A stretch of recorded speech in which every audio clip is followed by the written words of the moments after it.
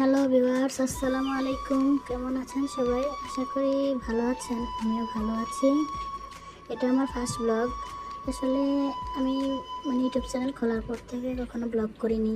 তো কথার মাঝে বা ভুল ত্রুটি হলে ক্ষমার দৃষ্টিতে দেখবেন।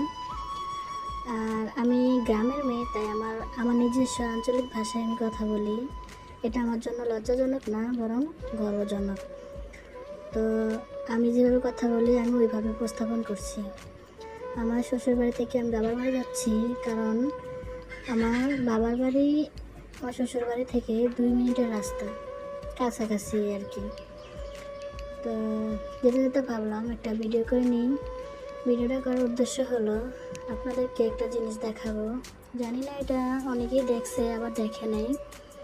তো আমি এটা ফার্স্ট দেখছি, কারণ আমি আমার জীবনে এরকম কোথাও দেখি নাই। তো আমি কিছু মাস আগে আমার বাবার বাড়িতে একটা কলা গাছ রোপণ করছিলাম। এখানে একটা কলার থোড় বের হয়, তবে কলার থোড়টা ঠিক মাঝখানে বের হয়। অন্যান্য গাছের যেহেতু আগাতে বের হয়, এটা ঠিক মাঝ বরাবর বের হয়েছে। এখন আপনাদের দেখাবো। এখানে রয়েছিলাম, এই দেখেন গাছটার ঠিক মাঝ বরাবর কলার থোড়টা বের হয়েছে। আল্লাহ কি না পারে, আল্লাহ সব পারে। এটা আসলে আমরা বুঝতে পারি না। আল্লাহ চাইলে সবই পারে। এটা একটা আল্লাহর নিদর্শন, কুদরত বলতে পারেন।